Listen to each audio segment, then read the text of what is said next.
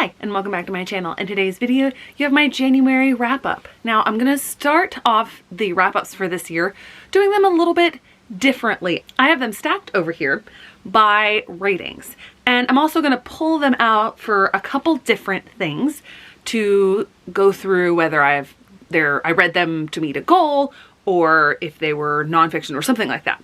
I'm going to start off with the stats. Overall, I read 25 books this month.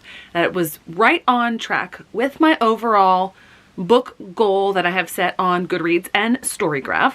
Of those 25 books, 9 of them were read physically, 9 of them were read digitally, and 6 of them were read audibly. I guess to keep my terms parallel here, they were audiobooks. Of those, let's go with the series goal. I started 5 series, so I'm going to find those over here with the series that I started. I started Sarah Boateng's Guide to Vampire Hunting. I also started The Lords of Night by J.C. Cervantes. I guess you would also count New Kid as starting a series, even though I have read book 2. I also started Frostheart by Jamie Lidler. And I'm not sure what's counted as the other series starter. If it may be My Imaginary Mary, it also may be Run Book 1, which says is a series, but probably won't end up being a series. Now, I continued in, 5 of the books continued series. So for that one, the series continuation was Firekeeper, and then I finished with The Shadow Crosser. I continued with The Infinite Sea. That's how these stats are counting, although I did DNF the series with this one. I continued / caught up with Stellar Loon. This is not the last book in the series, but it's the last one published. And I also continued with Unlocked, the Novella Plus extras. Oh, I just found the other series I started. That's Wing Bear by Marjorie Liu. As far as finishing series, I already showed you The Shadow Crosser. And then I also finished A Venom Dark and Sweet. I don't know what the overall series is called. And I guess technically Gleanings would be considered a series finisher, even though it's just short stories from that world. I also finished the Villains duology with Vengeful. And unless I'm missing something, those are the series that I finished. Now, my average, I'm not quite sure about, because Storygraph wasn't quite updated and it said that my overall average rating was 4.38, although my stats page, which is more up to date because I haven't put in all the ratings on Storygraph, my stat page says 3.88, but as I look at the various stats over here, with the vast majority of them 4 stars and above, I don't know how it could possibly be 3.88. You know, we'll see. As far as the books that I read to meet my goal, we'll start with the non-fiction goal. These are the non-fiction books that I read this month. I read Out of Order by Sandra Day O'Connor. I read His Truth is Marching On by John Meacham. I read 2 memoirs. One is the art copy of Muddy People by Sarah El Sayed, and the graphic memoir, Run, Book 1 by John Lewis and co-authors. I also read A Man of Iron by Troy Cynic. Now, I already mentioned the series goals. I finished 4 series this month, 2 more than I originally put on my TBR. So that's good, especially since I'm not reading as many series in February. Then when it comes to the arcs that I completed, all of these books I have arc copies of, but I am way behind on my arc reading, so they were already published. So the ones that are physical books that I read arcs of, we have A Man of Iron, A Venom Dark and Sweet, Gleanings, Wing Bearer, Sarah Boateng's Guide to Vampire Hunting, Lords of Night, Ibelise Explains It All, and Spells for Forgetting. I made quite a dent in that goal. Next we have my Buzzwordathon goal, and for that I read January's book, When Life Gives You Mangoes by Karen Gettin. Then we had my 23 and 23 goal, and I did switch out one of those books, but for that one I read His Truth is Marching On and New Kid. And then as far as my series goal, which is the last before I briefly go over all of the books that I read for the month, I started Frostheart by Jamie Lidler, and a little bit of foreshadowing. I loved it. This will definitely be a series that I continue. So I'm making really good progress with all of my goals, and I just remembered Out of order was for that other goal of clearing off the oldest books on my Goodreads TBR. I had a great reading month. As I look over here, 3 of the books I read this month, I chose not to rate. I am not going to be rating nonfiction memoirs anymore, and I'm also not going to be rating the books that I read in Spanish, because those are more for me to practice my Spanish reading skills than evaluating the books. Taking those aside, that means out of the 22 books that I read this month, 16 of them were 4 stars or above, with the vast majority coming in at 4.5 stars. So we will go in order from lowest ranked to highest, and I'll give about a sentence or 2 of description for each of these. The lowest ranked this month was Out of Order by Sandra Day O'Connor. I had hoped for more insight on the Supreme Court just because she was a Supreme Court justice, served over a quarter of a decade, and yet the information in here you could get from just about any book, any basic book on the Supreme Court. That was a 2.5 star. Then we move into the 3 stars. Of those, I have just one, and that is The Infinite Sea by Rick Yancey. It's 3 stars. I decided that's definitely not high enough for me to continue on with the series, and I also realized the post-apocalyptic genre is just not something I vibe with anymore. It never engaged me, and this book additionally went from 0 to 100 in, it felt like 60 seconds, less than that, and never let up, but the plot never went anywhere. So 3 stars, and it's getting unhauled. Then we get into the 3.5 stars. So for that, the first of those that I read this month was Vengeful, and this, it really saddens me because I unexpectedly loved Vicious, which is the first in the villains duology. Vengeful, I think, dropped down for me because you no longer have the overarching narrative of Eli versus Victor. They're still in here, they're still animosity, but you introduce somebody else, but they weren't the ultimate, like, pair off for the characters. So it just had too many threads going to make a coherent narrative that I really, really enjoyed, but I will be holding on to this because I do enjoy the premise. Next, we have His Truth is Marching On.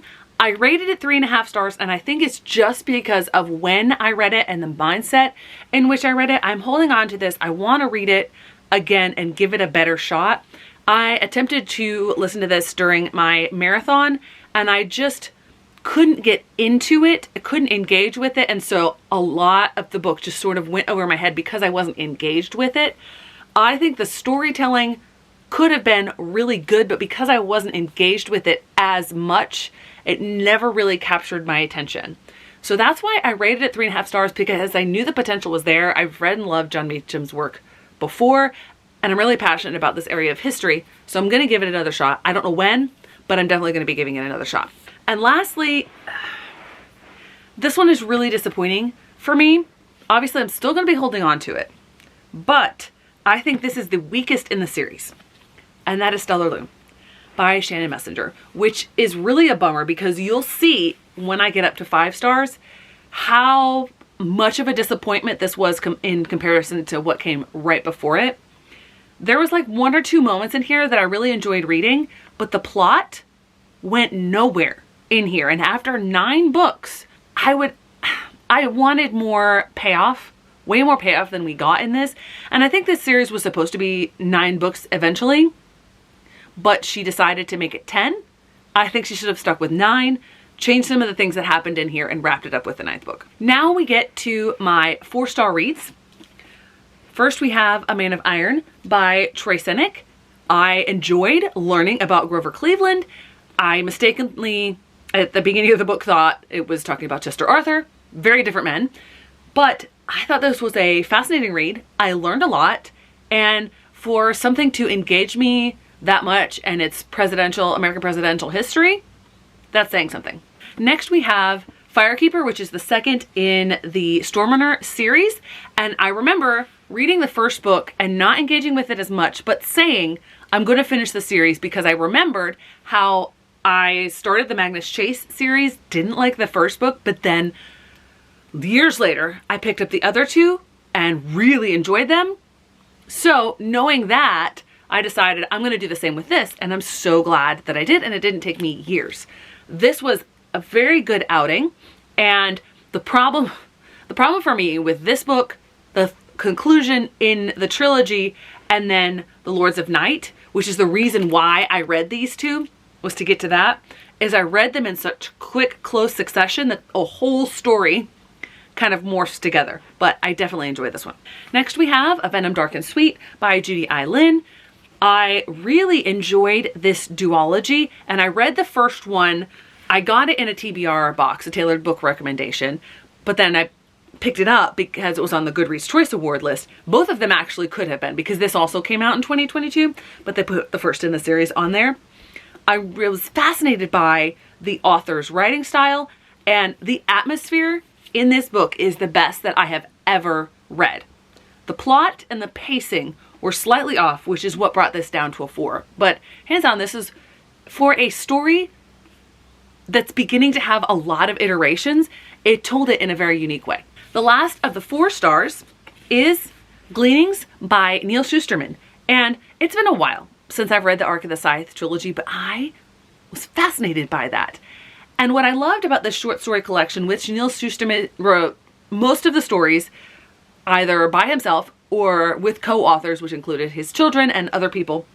What I liked about this was the fact that because we are separated from the main trilogy, it's no longer weighted down by the overarching plot of the world, and you can tell more stories from the world itself. And I really loved being able to delve back into the world. Now, before we get to the 4.5 star reads, I'm going to briefly mention the 3 books that I am not rating this month.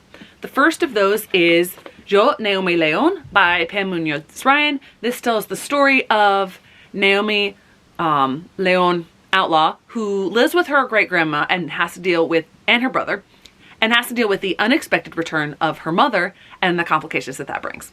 The second of those is that ARC copy that I will be keeping, perhaps looking for the finished copy, although I don't know its availability because this is written by an Australian author, and I really appreciated getting to learn about the story of someone who is definitely not like me at all, and just learning so much about her story. The last of the books that I will not be rating is Run by John Lewis, and I just realized this is actually a February book, so preview for February's wrap up, because I'm not going to talk any more about it here. Now we get to the 4.5 star reads. And for me, a 4.5 star read is a book that I really, really enjoyed. It wasn't quite perfection, but I enjoyed it so much. It's one of my favorites. So the first of those is Wingbearer by Marjorie Liu. I am so glad I got to read it as a physical copy and not as a digital copy. I will not be requesting graphic novels on NetGalley anymore, just because the electronic version of a graphic novel just doesn't have the same feel for me. But I loved this book. The artwork is stunning. The story is magnificent. I cannot wait for sequels. Don't know when it's happening because Marjorie Liu is doing so much. Hands down, one of my favorite graphic novels ever. Then we have When Life Gives You Mangoes. I knew that this book was going to be hard-hitting. It tells a very complex story about grief and how it affects kids at a middle grade age. Phenomenal. Then we have Sir Boateng's Guide to Vampire Hunting. I have had a previous experience with Roseanne A. Brown with Wraiths and Ruin. Did not enjoy that one as much, so I was a little wary before going into this one, but I shouldn't have been, because this was just fantastic. I loved the way that she built the friend group, how they dealt with all of the different issues in that area, and then what she put Serwa through, especially towards the end of the book. It leaves off on a cliffhanger, making me want to pick up the next one, which is not published yet, immediately. Then we have The Shadow Crosser by J.C. Cervantes, which is the finale to the Shadowrunner trilogy, and I thought that J.C. Cervantes, I think she grew so much as an author throughout these 3 books. I believe this was some of her first works, and by the time she gets to this, Zane is such a more complex, nuanced character. Really enjoyed it. It is my favorite of the trilogy. That leads directly into the book that I have as an arc, which is The Lords of Night And I had started listening to this as an audiobook, realized I really needed to finish the original trilogy before picking up with this one. This feels like a continuation of the same story, just with a different narrator.